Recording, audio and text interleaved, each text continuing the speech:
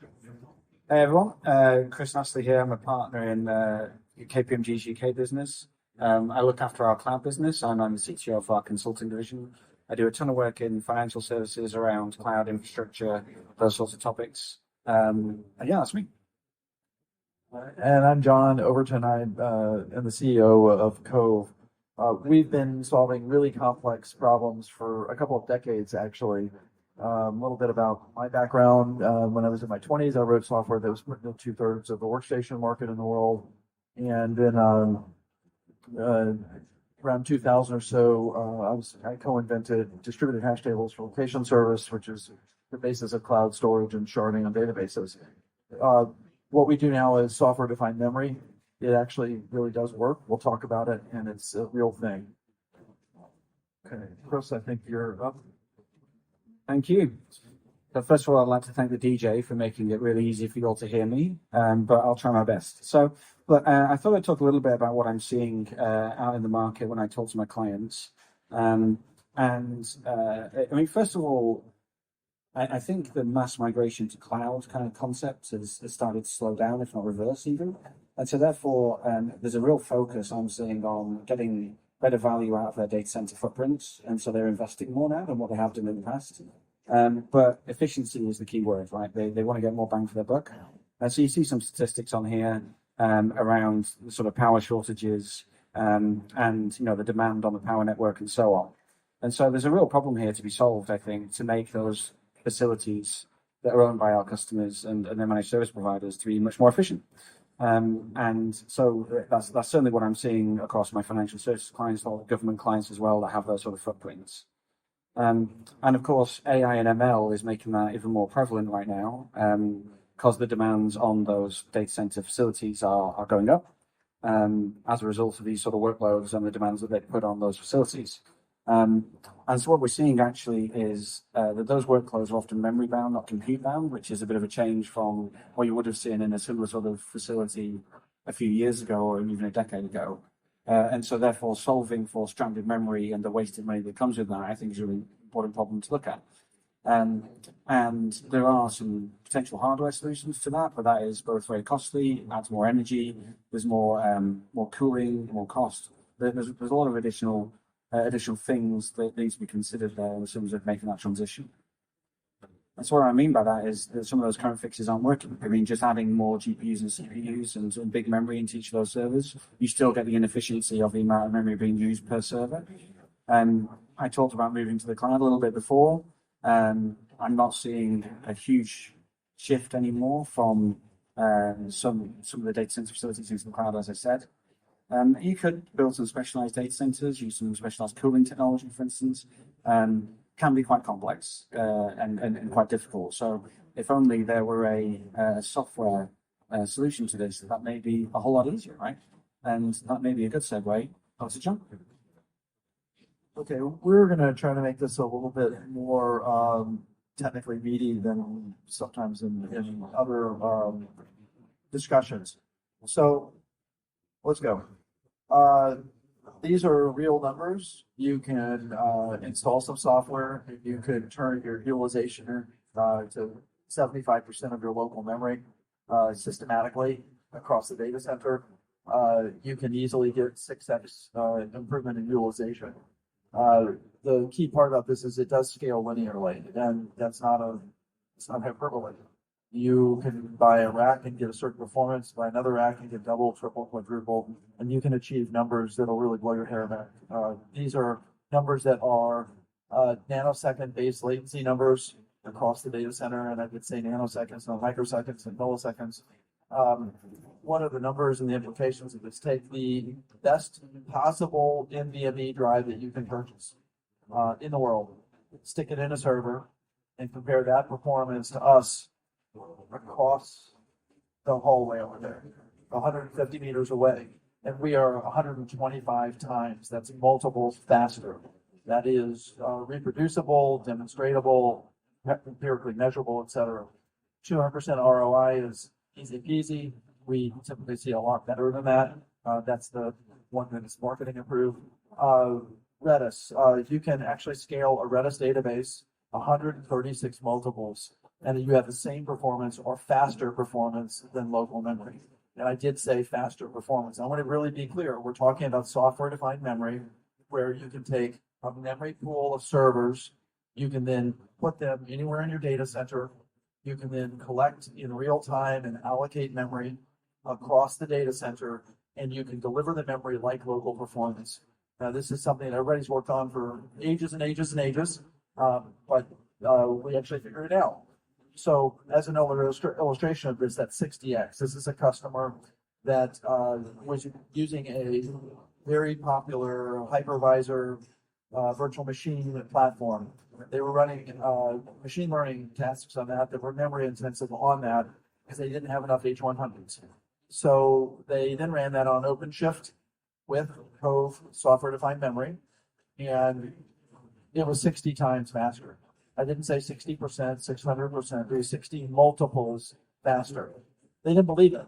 So they uninstalled on another piece of hardware and isolated this, shipped a memory target from one part of the world to another part of the world and retested, and it was 60 times faster. Power consumption that's measured by studies done by Supermicro and Red Hat. There was a 3-month study that they did on this, and it shows that using software-defined memory on Kove, you can reduce the power signature from 12 to 24%. Everything I am saying is completely transparent. There are no code changes required of any variety. Users don't even know it's there. We have measured up to a 100 multiple improvement on container density. This is not, I'm not using percentage points here. These are multiples. These are measured. Okay. It's really, really simple to use. It takes about a few minutes to install. You can then establish provisioning rules, and then off you go. The software is software on the client. You have some kind of a serialized interconnect. That's NVIDIA InfiniBand is GA right now. We have Rocky RDMA over Converged Ethernet working. That will be GA sometime this year. So you'll be able to use either of those networks. And then you have some kind of a virtual machine, which is you have to think about it as a management console, like a storage bag or something like that. It's not storage. You really got to stay away. This is nanosecond memory. And then you have targets. This works on literally any x86 hardware that is supported by the Linux kernel, as in any. So you don't have to invest, you can use old systems. We have customers that have memory targets in supercomputing facilities, and the targets are 13 years old. That's 4 generations of memory older than modern, and it still works at local performance at the compute level. I want to say it again for the people who are technical on this. That's 4 generations old memory.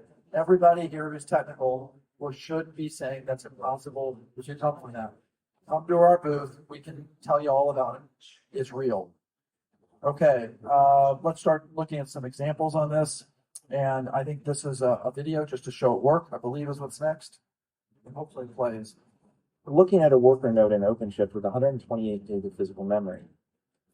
If you look at the middle of the screen, you'll see the worker node only has 115 gig of memory available. What we're going to show you is how you can use Kove to run an AI ML container application on this worker node that needs 256 gig of memory, double the physical memory present. Now, just to prove that there isn't enough memory to do this job today, we're going to go ahead and fire up that AI ML container application that needs 256 gig of memory to run. And what we're going to do is actually click through the OpenShift interface and monitor the status of this container as it is running. Now, as you can see, it's currently running.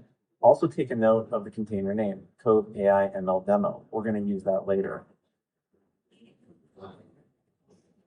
So we're going to watch the memory utilization graph for this container as it runs. Again, we're trying to use 256 gig of memory on a worker node with only 128. As you can see, we hit that 128 gig limit and the job fails. However, there's an easy way to fix this problem using Kove's external memory operator for OpenShift. Using the operator, you can create a Kove memory custom resource to give the container the memory it needs. Simply select the container namespace, enter the name of the container that you want to have access to the Kove memory.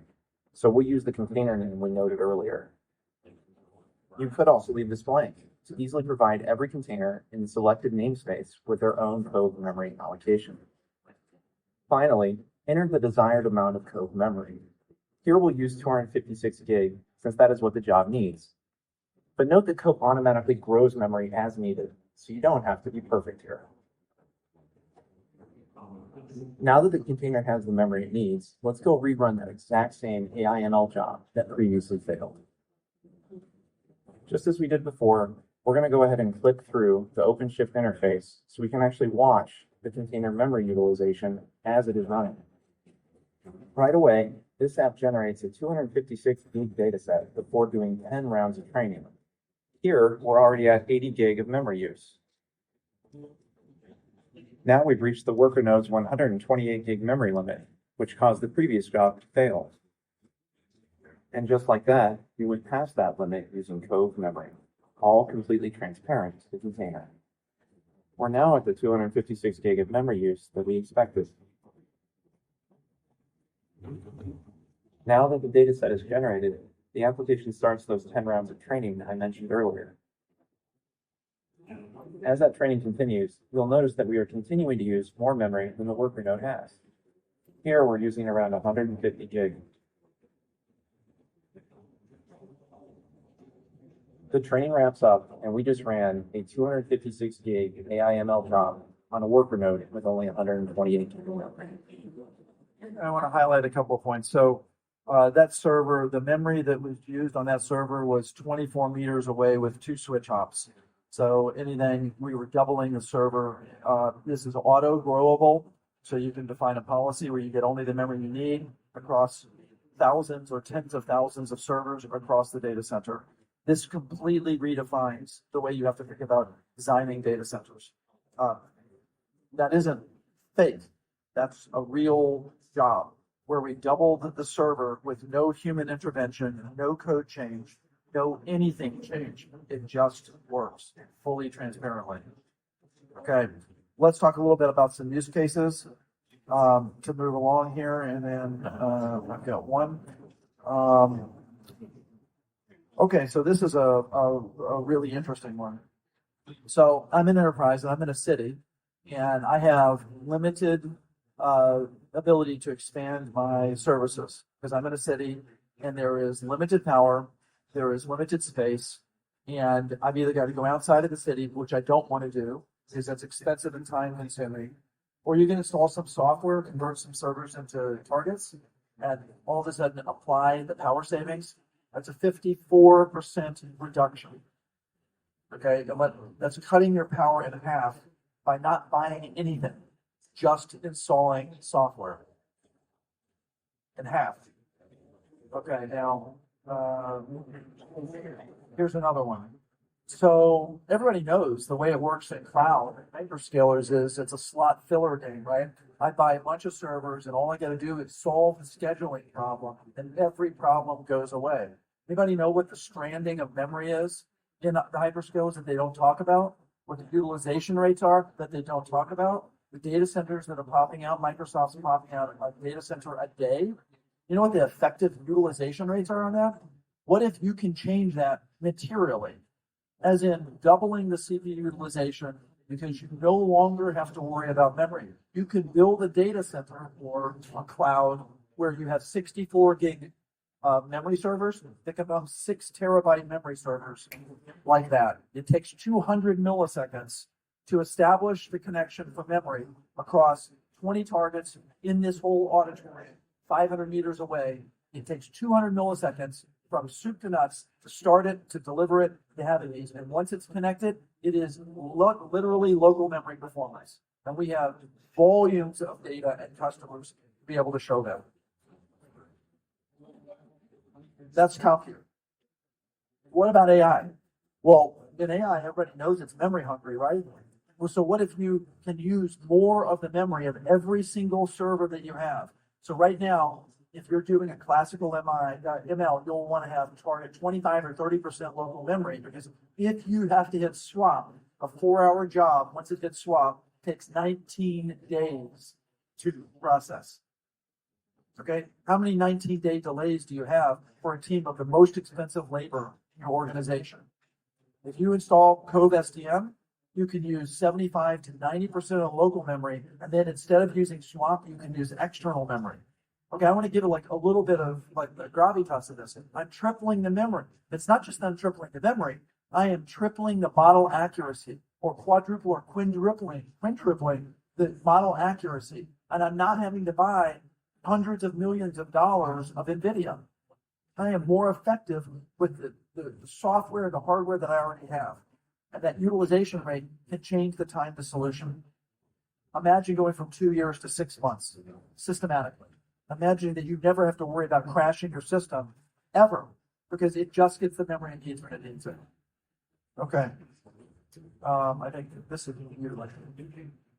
Yeah, so this is a thing that I see again and again, particularly with my banking clients. I'm sure it's probably a situation that will resonate with those of you who run facilities like this as well.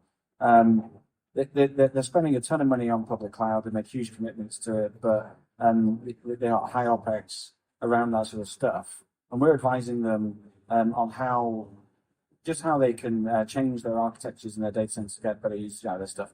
The thing that I compare this to, this isn't storage. You made that clear, right? But I think it's a good analogy, because if you go back a couple of decades, the way you deployed servers into a data center, the storage was local to the machine. And that changed, right? We started to put storage in a separate physical space and get it accessed by many machines.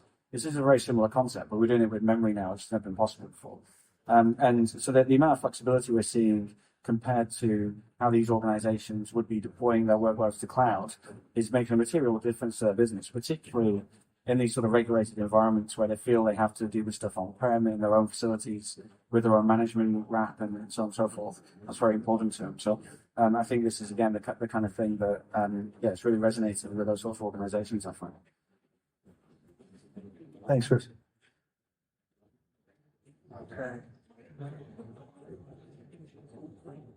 Okay. So let's just give you some punchlines. Whack away power, improve utilization of your servers in terms of multiples, and save a load of dough. Really simple. I want to give a couple of technical concepts here that are useful. So what are the limits of Kove software-defined memory? So we are limited by the AMD 64 specification for memory addressing per process. That's whatever that specification is. So in a 47-bit address space, that's 128 terabytes per process. Not per server, per process. The next specification, I think, is 53-bit. I'm not sure what it is, but I believe it'll go to 6 petabytes of addressable memory per process.